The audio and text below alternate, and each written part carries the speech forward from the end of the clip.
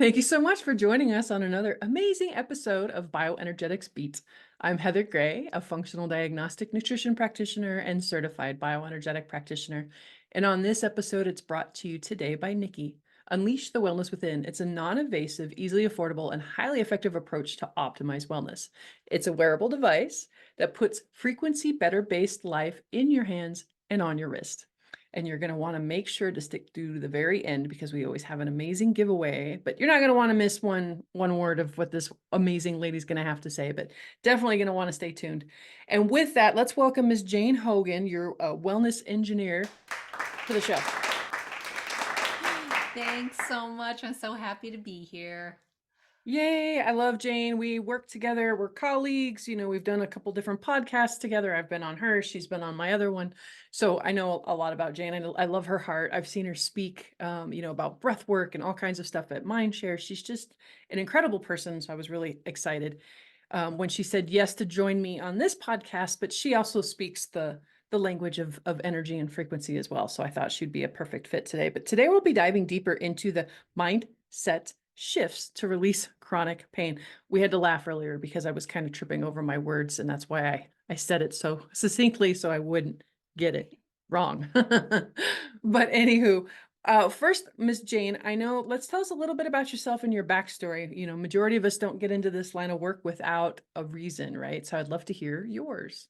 Ah, that's so true, Heather. I know on my podcast, I always start with that too, because anyone who's gone this non-conventional route has had a story and the conventional route didn't work or they didn't want to do it. And I'm no different. So I was like going along in my life as a civil engineer, happily married, mother of three kids. My kids are just about to leave. Well, actually, they had left the nest. And so the freedom years were coming up. And my husband and I were looking for Freedom years. I've retirement. never heard it been called that before. I Oh, love it. yeah. Yeah. The That's freedom all I years. was living for was the freedom years. Oh my gosh, And, yes. and so I was a healthy 50-year-old, but I'd had this really stressful year. Started with my mother, who was like my best friend, died very suddenly. And then I had to deal with the house that my parents had lived in for 50 years, and they were collectors. And I have three siblings.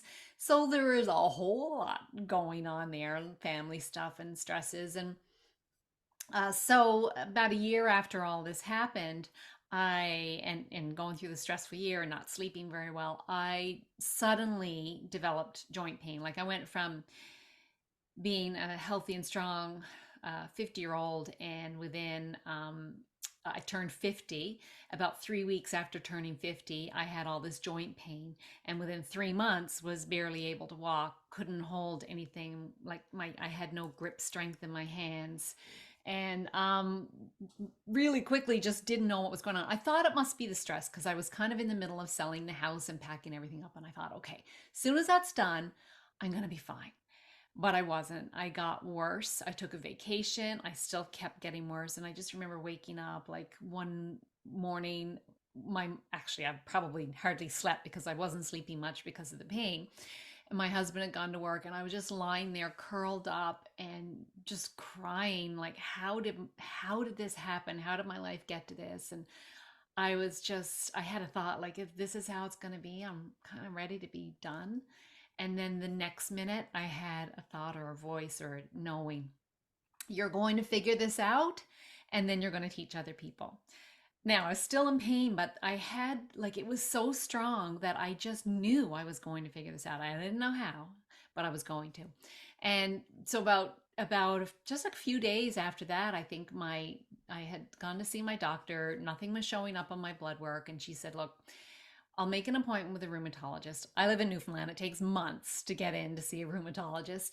And she said, in the meantime, sometimes foods can be related to joint pain. And so common triggers are gluten and dairy. And she said, you could try playing around with that. So this is very unusual to have a conventional doctor even suggest this. But I did. I cut out gluten and dairy and actually sugar because the only time I had sugar was in baked goods. So I cut out three of those all at once, and I had a really big reduction in pain. I mean, it wasn't gone, but it was noticeably reduced in 5 days. And that just took me from feeling hopeless to feeling empowered. And then I was like, these words, that knowing that was in the back of my mind, okay, this is the first step. And I started researching like food as medicine. I discovered functional medicine. Started seeing a functional medicine practitioner. Then I studied functional medicine, health coaching, all of my spare time while I was still working as an engineer. And I took some time off from my engineering job, and I said, you know what, this is what I really needed to heal myself first. So I did really focused on extreme self-care, I will say, and decided to leave my engineering career and then become a health coach and teach people. And that's what I'm doing now. That was 6 years ago. The wellness engineer, the engineer in you. I love how you were able to put both of those words together, right? And come up with, this is what I'm putting out into the world, right? Because I imagine you didn't leave your engineer cap at home when you started working health. If anything, that's going to help you dive in and see patterns and structures and, the inner workings of things differently than, some other people would, right? Mm. Well, I didn't think when I went into the functional medicine coaching academy, I didn't think that my engineering background was helpful at all. I was like, oh, all these other people, they've been in healthcare for years. What do I know? But actually, problem solving skills are huge, and having an analytical mind is very helpful. There's a lot of research that I did, and that's basically what I did, Heather. Like I was experimenting on myself, and I was keeping records, and I was charting. I had graphs and I would try to find correlations between, how I was sleeping and what I was eating and how much pain I had and when I moved a bit and, all these different things, and then stress. So there was a lot of different things, and I didn't come up with the wellness engineer right away. I was just calling myself Jane Hogan Health, which I'm still on my social media platforms as that. But people were always really interested. What? You're a health coach and an engineer, and so it just kind of made sense to blend it together. And yeah, I really do blend the science and spirituality, the analytics with the intuition. I pull it all together. That's who I am, really. So I can't help but be that. I love it. I love everything about it. That's why I wanted to talk about it more. But I also love that you brought up that, she looked at your labs and they were quote unquote normal, right? Yeah. That didn't start. That's very common. If most people like understand that you've been told that, don't stop looking for answers because, in the functional health space, we say this quite often that no matter how common a symptom may be, it is never normal, right? It's your body's check engine light always coming on and saying, hey, hey, pay attention to me. So even if those labs come back normal, keep digging deeper, right? And the other thing is, no one knows your body better than you do. If you know something's off, something is off, right? It doesn't matter what the labs say. Sometimes the labs, it's just a little picture in time, and it's just really, it could be helpful information, and sometimes it is helpful information, but nothing really beats your own knowing. So if you know that something's off, something's not right, like keep going with curiosity. That's another trait, I would say, of an engineer, is this, curiosity and wanting to find the answers and keep on going to find the answers.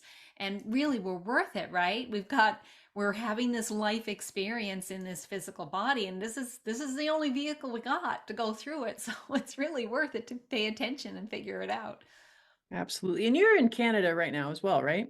Yeah, yeah. I What live in part? Newfoundland.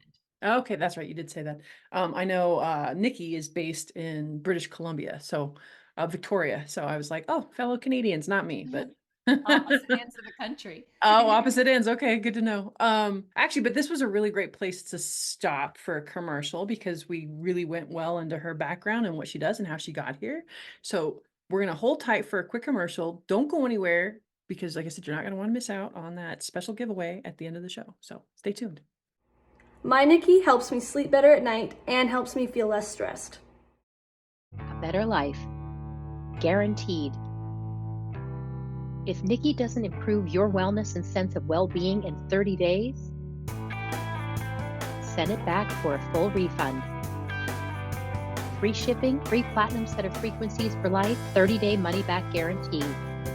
Nikki, be better, do better. We are Nikki.com. Yay, welcome back. Amazing, amazing first part of the story. And I've heard her story a few times, and I'm still moved because it's still shocking to me how a healthy person coming up against a shit ton of stress, right? Complete crash of the body. It also, I'm loving that we're getting this message out there even to more people that gluten and dairy, right, grains are very highly problematic when it comes to people with pain. It's still, I actually co-wrote a chapter in an autoimmune disease book around pain, and we were supposed to give recipes at the end, and the author, like the person putting it all together, put a recipe that included grains, and I thought my head was going to explode. I'm like, you can't do that, like, or I can't be a part of this book, right? Because there's just not enough people out there that are saying that hard truth. And sometimes I think that's what we need to hear to get better. I think a lot of times people are A, in denial, or B, they just are in denial. They don't want to have those hard conversations with their clients. But thank you for bringing that piece in, because it's a huge piece to pain, right? With that inflammation with grains and dairy. It was for me. And, I think just experiment with yourself. This is what I always tell people, like, don't take my word for it. Like, try it out. That's what I did. I tried it out. And the thing about if it is irritating to you, because you know this, Heather, that our cells in the epithelial lining, so in our digestive tract, they turn over every 3 to 5 days. So you will see quickly if healthy cells are reproducing, right? You'll know quickly. That's why I noticed a difference in just 5 days. So I say, like, give yourself, I always say a week, but better, even better is 3 weeks. You can do it. And I think there's a lot of conflicting information out there. I've just noticed this Instagram has been showing up in my feed lately. These people are saying there's no such thing as gluten, non-celiac gluten insensitive or sensitivity. And I'm like, you can say that, and they're supposed to be science backed and everything. I don't know. You can say that. It doesn't matter what the science says. I just going to experiment with me and see what works and what doesn't work. And I've worked with so many people. I know you have too. Absolutely. I've seen it again and Yeah. again and again and again. It's crazy. Now it's heartbreaking, the conflict of, the difference of opinions that are out there, and some of them who have bigger audiences than others, kind of have a louder, longer reach, which just makes my anywho, that's a whole nother that's a whole nother topic. But let's dive deeper into pain. I know that's one of my favorite frequencies on this little device here, having chronic Lyme disease, mold toxicity, MCAS.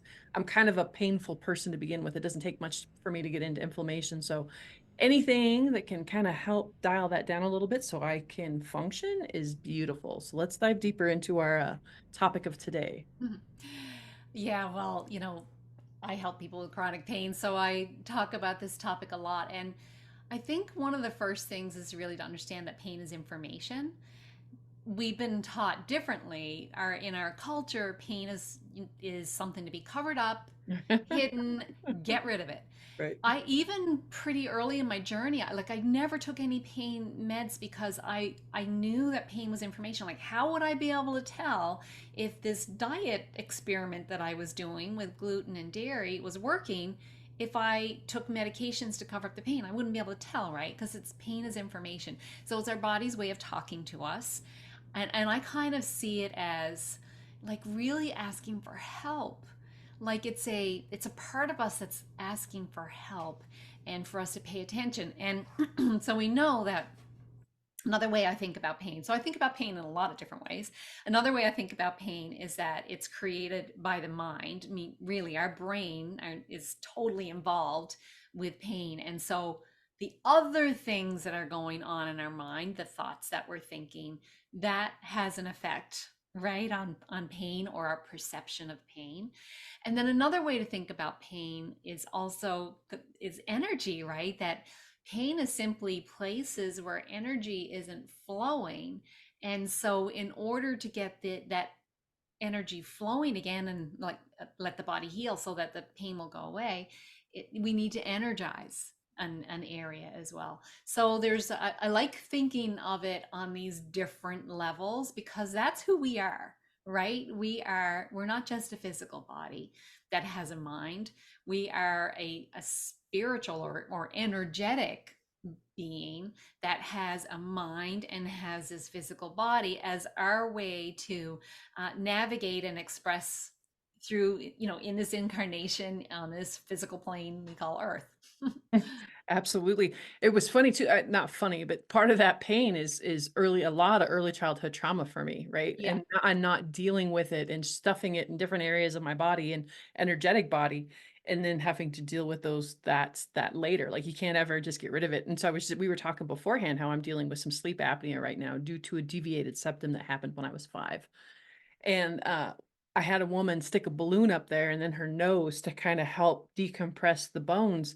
And she hit a spot that was so ridiculously painful. But as soon as she backed off of it, I just started sobbing uncontrollably and my body shook. And she goes, wow, what an emotional release, right? What an energetic release, because that had been stored emotion, since I was 5 years old, that had happened. And it was an accident with, I ran into the back of my cousin's head and, I lost my 2 front teeth for like a year and a half over it. Like there was a lot around it. So it never ceases to amaze me, right? How really awesome and cool our bodies are and what it can do and what it does, right? To keep us safe. And at Yeah. some point, then we have to deal with these things, right? Yeah, and that's so interesting because sometimes trauma can be stored like as thoughts in our subconscious mind. And of course, our subconscious mind runs our body, right? We're not consciously running our body. The subconscious mind, like, okay, it takes all the information in and starts running. But then there's also that like physical, trauma that can be stored like physically, in a part of the body. So, but the body is a healing, self-healing has a self-healing mechanisms. We know that, like we're witness to it all the time. You get a little cut, it always heals, right? Our bodies are so amazing and brilliant and always, always, always trying to come back to that homeostasis, that, everything running as smoothly. And it's always trying to do it, needs our help. That's all. Absolutely. Let's get into some of your I always screw this up, DIY, do it yourself, Yeah. DIY on ways that you can release chronic pain. Well, these can be a quick fix for some people, but often just depends on the source of your chronic pain. It may take a little bit longer, but I love having like tools. I will call these like DIY tools to help you when you're having chronic pain. So, like one thing we kind of talked about a little bit is reframing pain. So often when people are experiencing chronic pain, the first thing, like I did this, I was like catastrophizing. What is this going to mean for the rest of my life? What's the point in going on?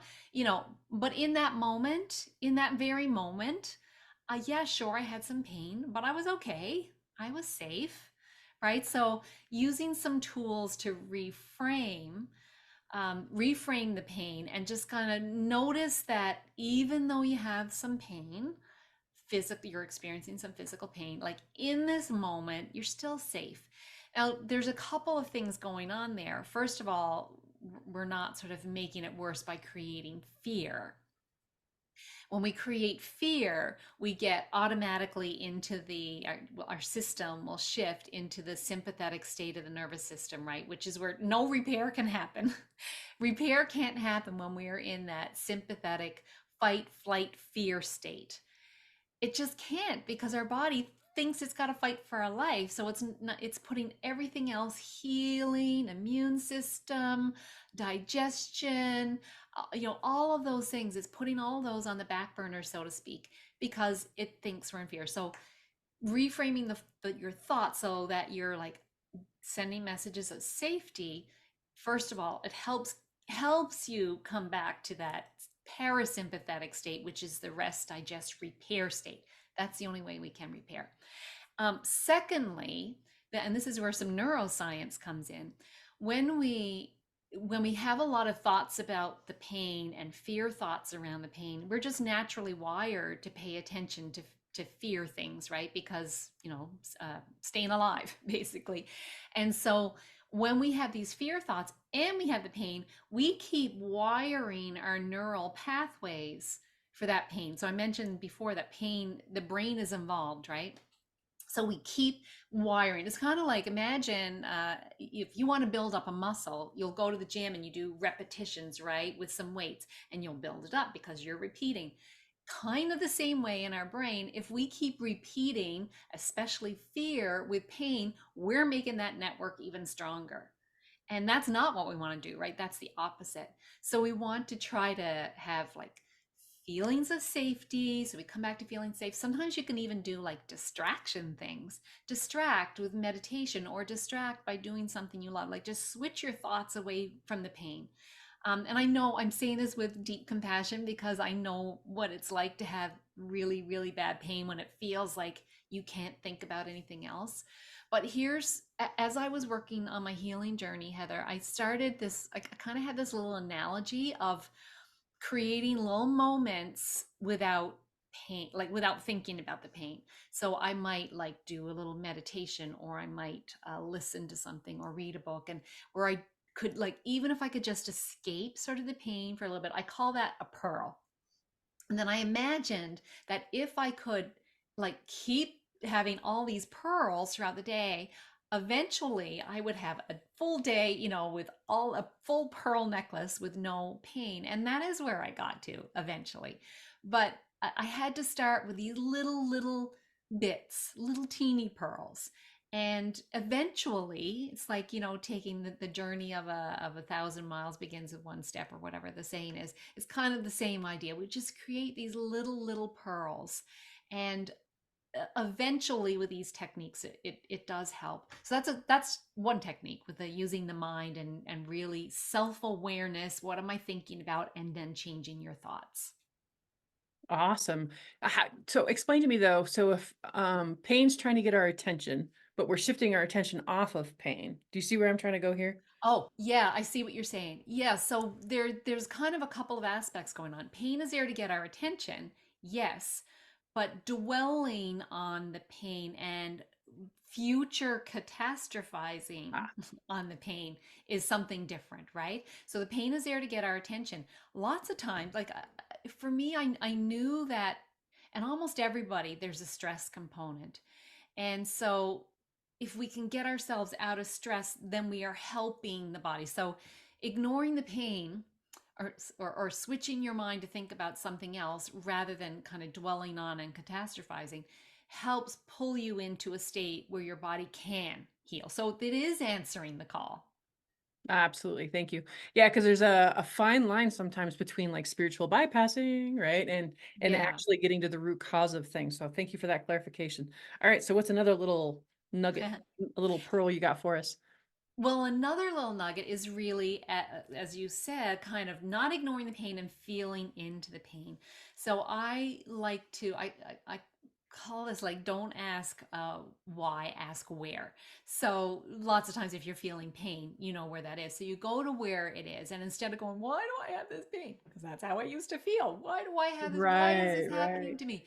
Don't ask why, and or like, what does this mean for the future? Just go to where you're feeling the pain, and with a feeling of like loving compassion, loving compassion for the pain. So, or the area of the body that's having the pain. So just say the pain was in your elbow. Let's just say it was elbow. So if you had pain in your elbow, you'd think about where is the pain, and you'd go to that area and kind of imagine that you were hugging it from the inside and giving it this loving attention. Like the feeling that I talk about a lot is as if it was a small child that was hurt, or as if it was a pet that you dearly love and it was in pain. You would say, come here, my love. Oh, I've got you. Just let me hold you for a moment. So it's that kind of feeling. And then I imagine, and this is kind of tying in energy, the breath is energy in our body, right? And we can use the breath as a way to direct our energy. So what I would imagine for that elbow, for example, I would imagine, so I'm kind of flexing my entire arm here, and I would imagine that I'm breathing the breath in through my palm and pulling it slowly through this arm, lingering in that elbow area and saying, I got you. I'm here for you. giving you a little bit of love, pulling the breath up the rest of the arm into the heart and the torso area. And imagine then you're filling the breath with love, and then exhaling back through again, lingering in this area. I got you. I'm here for you. I'm not going to forget you. And going out again and doing cycles of this breath. So it's a way of like literally energizing the area. And we talked earlier about pain is one way to think about pain is that it's energy not flowing. So we're almost like making the energy flow in that area and telling our brain, by doing this, we're telling our brain this area is important. Like, don't ignore it. Give it some love, right? Maybe, or like, who knows why, or an elbow. I mean, there's different meanings. I love Louise Hay's book called "You Can Heal Your Life," where she talks about different body parts and different diagnoses and what the emotional meaning is, right? So we may have stuffed some emotions down, and for whatever reason, the elbow might mean like changing directions, kind of thing. And maybe at some point in our life, we might have trapped some emotions there. So we're energizing it using our imagination, our attention, and the breath. Absolutely. Awesome. Thank you. And we probably got time for one more. If you've got another one to share, that would be awesome. Okay, so one that's coming to mind right now, I literally just go whatever downloads. One of the tools I love is journaling, and I call it Freedom Talk journaling. And so this is another way of not stuffing down emotions. So here's some common I would call them behavioral adaptations of people who experience chronic pain are things like people pleasing and perfectionism, the P's, being overly polite, right? Oh, like never really expressing your anger. So Don't lots of ruffle any times, feathers. yeah, exactly. We don't want anyone to get mad at us and all of that kind of stuff. So a lot of people who experience chronic pain, and I would say a lot of chronic conditions, are stuffing down emotions, and they might be the most pleasant people on the outside or that seem the most calm, but they are the ones that probably really need to get the stuff out. So freedom talk journaling is like it's about writing down whatever's bugging you, or like maybe things in your life that have bugged you, things that are going on right now that are bugging you, and writing about it with reckless abandon, as if you were like a 5-year-old, curse and swear and say everything, use the hate word if you want to, like whatever, you say it all. I like to set a timer for about 20 minutes to do this and just like let it all out as if you were that 5-year-old having a temper tantrum. And then when the timer's done, you take that piece of paper and you tear it up. You don't want to look at it again. You don't want anyone to see it. The purpose is only to just get it out. So we just get it out. Another thing that can kind of go along with that too is like punching a pillow or just doing something very physical while you're thinking about this. And then it's just letting it out. And then afterwards, you want to kind of set a timer again for about 10 minutes or so and just think good thoughts about yourself. Like, I'm a kind person. I'm loving. Because you've just kind of done something that really goes against what everything you think is the right way to behave or think. And so you want to kind of come back to like, I'm a good person. I'm kind. I'm loving. I'm I'm I'm good to people. And you could even do some tapping. I love tapping as a tool there, tapping just to kind of bring you back to that calmness or whatever works for you to come back to calm and self-love. Really, that's what we're trying to do. So you let it out and then you come back to self-love. Absolutely. I love it. We have touched on now some physical reasons for pain and what you could do with food and diet. Structurally, we've covered some mental, emotional aspects, energetic aspects, with things like the Nikki, with energy work, with breath work. There's so many, like most things in life, right? It's a multi-pronged approach. There is no, one size fits all approach. There's no magic bullet. So really getting into becoming an engineer in your own body and figuring out what works for you. So this is the shameless plug area of the show. So Miss Jane, where can people find you? Oh, thanks. I just want to add one more thing, Heather, and that is to, like when you're doing these experiments, try not to do too many things at once and give it enough time. So if you're experimenting with this journaling practice, for example, like, give it 3 weeks or so. So with any of them, because if you're doing any kind of experiment, we learned this when we first started learning science experiments, you want one variable. You want it, that's almost impossible in our lives. But if for what we can control, we want to have one variable so that we don't end up like basically getting a mixture of information and not being able to discern any conclusions from it. So, all right. So where can people find me? My website is thewellnessengineer.com. You can find me on social media at Jane Hogan Health. I'm on YouTube and Facebook and Instagram. I have a podcast called Wellness by Design, and I interview all kinds of interesting people it's about empowering yourself in your health and putting pain behind you. So yeah, that's the best places for people to find me. Absolutely. Thank you. Also, to make sure to go to wearenikki.com/podcast and enter in BioBeats for 10% off. And because we love our customers so much, and a way for us to show appreciation, we want to give away a Nikki on each episode. So make sure to go check out the show notes for the details on how to enter. Good luck. Thank you for joining us, and make sure to have a healthy day. There's a new word for wellness, Nikki. Nikki, the bioenergetic wearable designed to help you feel better and perform better. Other wearables just track how you're doing. Nikki is about helping you do better. Nikki takes bioenergetic frequency science to a new level and onto your wrist. Nikki technology carries frequencies into the body to organize and optimize the cellular network, the trillions of cells that communicate by light and frequencies to keep us alive and feeling our best. Physical and mental trauma can upset cellular communication, and Nikki is designed to help restore it. Touch the Nikki screen to choose the frequency you want for what you want to do and how you want to feel. Low energy? Touch energy for a boost. Stressed out? Stress and anxiety is to calm you down. Aches and pains? Choose Nikki Pain. Nikki has frequency sets intended to fight allergies, strengthen immunity, and keep viruses and bacteria at bay. If you're going on a trip and want to arrive fresh and ready to enjoy your vacation, touch travel. And if you want to wake up ready to go, Nikki Nighttime is for overcoming daytime trauma while you sleep. Every Nikki comes loaded with a full inventory of frequency set, including pain, energy, travel, immune, stress and anxiety, viruses and bacteria, allergies, insomnia, daytime bundles, nighttime bundles.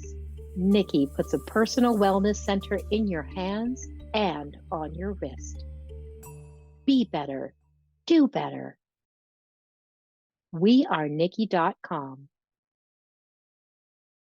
The views, information, and opinions expressed in this content are solely those of the individuals involved and do not necessarily represent those of Freemedica.